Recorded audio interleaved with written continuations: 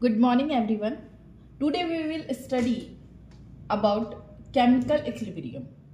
Chemical equilibrium को start करने से पहले अपन को एक छोटा सा टॉपिक है टाइप ऑफ रिएक्शन, वो समझना पड़ेगा। टाइप ऑफ रिएक्शन, उसके बाद ही अपन इक्विलिब्रियम को स्टार्ट करेंगे। तो टाइप ऑफ रिएक्शन में अपन देखें, टू टाइप की ऑफ रिएक्शन होती है। एक होती है इरिवर्सिबल, ठीक है, और एक होती है रिवर्सिबल। रिवर्सिबल रिएक्शन है ना, रिएक्शन, ओके। इरिवर्सिबल और रिवर्सिबल रिएक्शन। इरिवर्सिबल रिएक्शन का मतलब है जैसे ए कन्वर्टेड इनटू बी। अब ए कंप्लीटली कन्वर्ट किस में हो चुका है, बी में कन्वर्ट हो चुका है। This is the irreversible reaction. Irreversible reaction, ठीक है। लेकिन यदि A is converted into B and B again is converted into A, तो A और B आपस में कन्वर्ट होते रहे, A कन्वर्ट हो B में और B कन्वर्ट हो जाए A में, तो रिएक्शन को कहेंगे अपन रिवर्सिबल रिएक्शन। रिवर्सिबल रिएक्शन, इसका मतलब क्या है कि जो सिंगल डायरेक्शन रिएक्शन होती हैं, एक ही डायरेक्शन में जो चलती हैं, है ना, उनको कहते हैं अपन इरिवर्सिबल। और जो डबल डायरेक्शन में चलती हैं, ठीक है, डबल डायरेक्शन के अंदर जो रिएक्शन होती हैं उनको कहते हैं रिवर्सिबल रिएक्शन। रिवर्सिबल रिएक्शन जब इस डायरेक्शन में जाती है राइट साइड में, तो उसको कहते हैं फॉरवर्ड रिएक्शन, और जब लेफ्ट साइड में मूव करती है तो उसको कहते हैं बैकवर्ड रिएक्शन, ठीक है। Irreversible reaction open container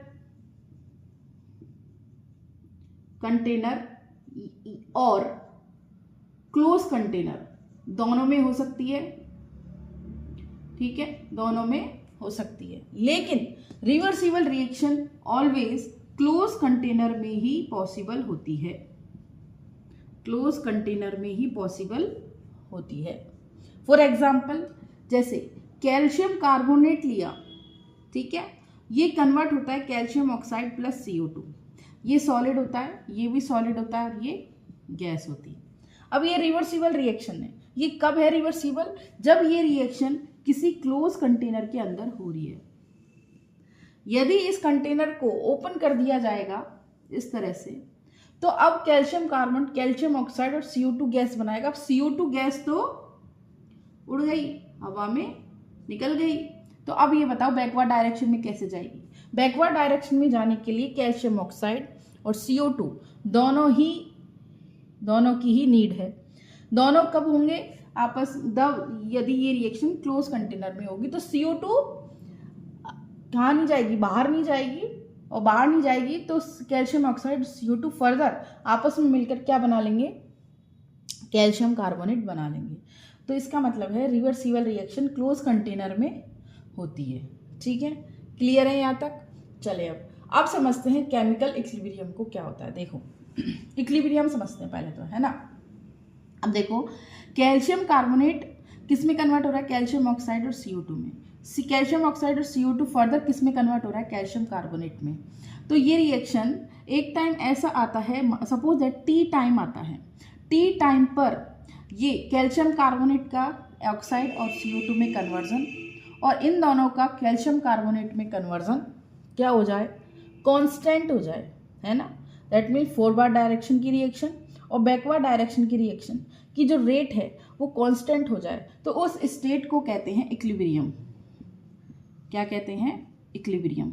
equilibrium का मतलब है कि जहां पर कैल्शियम कार्बोनेट से कैल्शियम ऑक्साइड और CO2 का formation and calcium oxide and CO2 से कैल्शियम कार्बोनेट का फॉर्मेशन कांस्टेंट हो जाए, है ना, कांस्टेंट हो जाए, तो इस स्टेज को कहते हैं अपन इक्विलिब्रियम, ठीक है।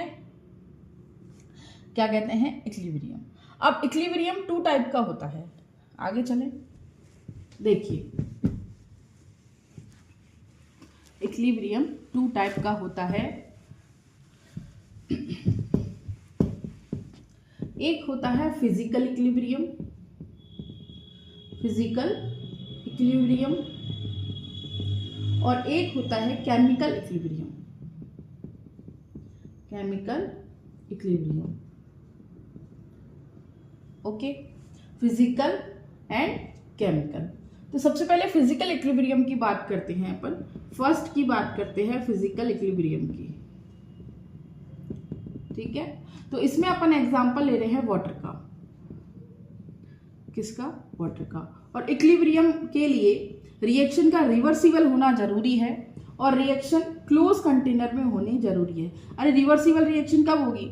जब रिएक्शन किसके अंदर हो रही हो? क्लोज कंटेनर के अंदर हो रही हो, है ना। तो क्लोज कंटेनर के अंदर यदि कोई रिएक्शन हो रही है तो वो रिएक्शन कैसी कहलाएगी? अपने पास रिवर्सिबल रिएक्शन कहलाएगी। और रिवर्सिबल रिएक्शन के लिए ही इक्विलिब्रियम पढ़ा जाता है। इररिवर्सिबल रिएक्शंस में इक्विलिब्रियम नहीं आता है। ऑलवेज रिमेंबर कि इक्विलिब्रियम ऑलवेज कौन सी रिएक्शंस में आता है? रिवर्सिबल रिएक्शंस में आता है। और रिवर्सिबल रिएक्शन कहाँ होती है? क्लोज कंटेनर में होती हैं। क्लियर? चलिए, और फिजिकल इक्विलिब्रियम की बात कर रहे हैं अपन। तो यहाँ पे देखो, सॉलिड से लिक्विड में कन्वर्ट हो रहा है। अच्छा, एस फॉर सॉलिड है ये, है ना, एस फॉर सॉलिड है, एल फॉर लिक्विड है और जी फॉर गैस है, ठीक है। ठोस, द्रव एंड गैस, है ना। तो H2O सॉलिड H2O लिक्विड में कन्वर्ट हो, या लिक्विड गैस में कन्वर्ट हो, या सॉलिड डायरेक्ट किस में कन्वर्ट हो जाए? गैस में, ठीक है। तो इस टाइप के इक्विलिब्रियम को फिजिकल इक्विलिब्रियम कहते हैं। जहाँ पे किसी सब्सटेंस की फिजिकल स्टेट चेंज होती हो तो उस इक्विलिब्रियम को फिजिकल इक्विलिब्रियम कहते हैं। केमिकल प्रॉपर्टीज में कोई भी चेंज नहीं आता है। अब अपन बात करते हैं केमिकल इक्विलिब्रियम की, ठीक है। देखिए, तो फिजिकल इक्विलिब्रियम समझ में आया, जहाँ सॉलिड लिक्विड में, लिक्विड गैस में और गैस सॉलिड डायरेक्ट गैस में कन्वर्ट हो जाए तो उसको बोलते हैं अपन फिजिकल इक्विलिब्रियम। अब अपन पढ़ते हैं नेक्स्ट केमिकल इक्विलिब्रियम। देखिए, ये अपने पास कैल्शियम कार्बोनेट है, ठीक है। ये क्लोज कंटेनर में हो रही है रिएक्शन, तभी रिवर्सिबल है। ध्यान रखना, कैल्शियम ऑक्साइड और CO2 बना रही है। ये गैस, ये सॉलिड और ये सॉलिड। तो अब यहाँ पे इसका केमिकल कंपोजिशन ही चेंज हो गया। स्टेट तो चेंज हो रही है, सॉलिड से अपन को एक सॉलिड और गैस मिल रहा है, साथ में यहाँ केमिकल कंपोजिशन भी क्या हो गया है? चेंज हो गया है। देखो, कैल्शियम कार्बोनेट कैल्शियम ऑक्साइड और CO2 बना रहा है ना। कैल्शियम कार्बोनेट ही ना रहा, अब ये क्या बन चुका है? कैल्शियम ऑक्साइड बन चुका है और CO2 बन चुका है। तो इस कंडीशन में केमिकल स्टेट ही चेंज हो गई है भाई इसकी, तो इसलिए इसको बोलेंगे अपन केमिकल इक्विलिब्रियम। और इसके अंदर देखिए, ये वाली जो रिएक्शन है ना, ये वाली, इसको कहते हैं फॉरवर्ड रिएक्शन, ठीक है। फॉरवर्ड रिएक्शन, हिंदी में कहते हैं इसको अग्र अभिक्रिया। और ये जो नीचे वाली रिएक्शन है इसको कहते हैं backward reaction. Backward reaction that means पश्च अभिक्रिया, ठीक है। इसको कहते हैं अग्र अभिक्रिया, इसको कहते हैं पश्च अभिक्रिया, है ना। अब इक्विलिब्रियम स्टेट पे क्या होता है?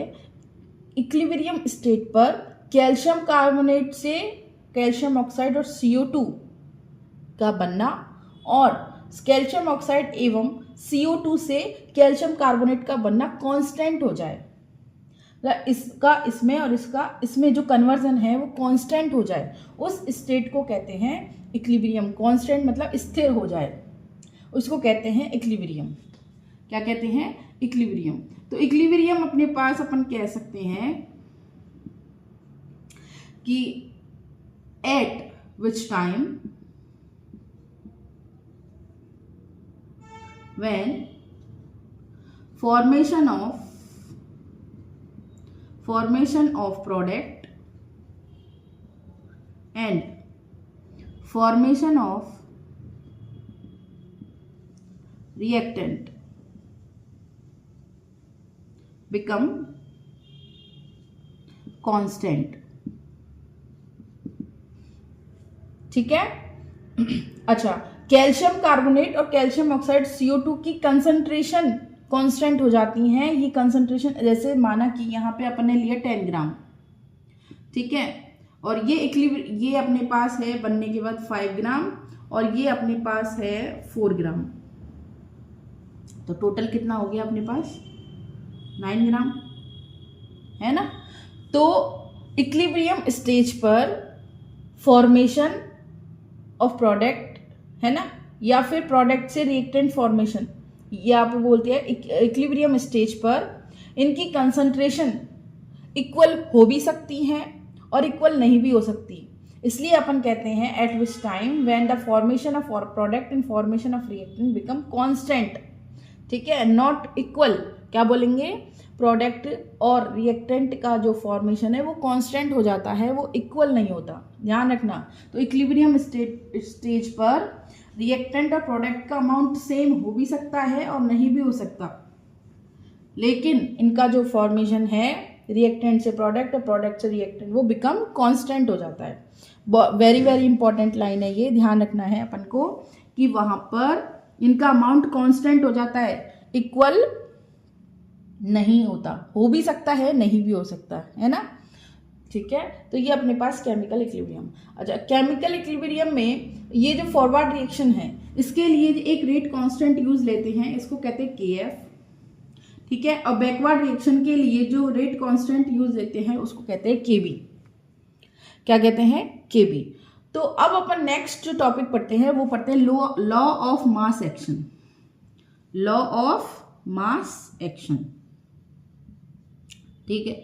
लॉ ऑफ मास एक्शन क्या कहता है, लॉ ऑफ मास एक्शन कहता है कि जो रेट ऑफ रिएक्शन होती है, जो रिएक्शन की जो स्पीड या रेट होती है वो रिएक्टेंट की कंसंट्रेशन की स्टाइक्योमेट्री पर डिपेंड करती है। The rate of reaction is depend on concentration of reactant and their stoichiometry coefficient, ठीक है। अभी स्टाइक्योमेट्री कोफिशिएंट क्या होता है, जैसे इनके आगे जो लिखा होता है इंटीजर वैल्यू वो होता है स्टाइक्योमेट्रिक कोफिशिएंट। इधर 1 लिख रहा है ना, अब जब कुछ नहीं लिख रहा तो उसको अपन क्या मानेंगे 1। तो कैल्शियम कार्बोनेट का स्टाइक्योमेट्रिक कोफिशिएंट कितना है 1, कैल्शियम ऑक्साइड का है कितना 1, CO2 का कितना है 1, ठीक है। तो नेक्स्ट अपन पढ़ते हैं लॉ ऑफ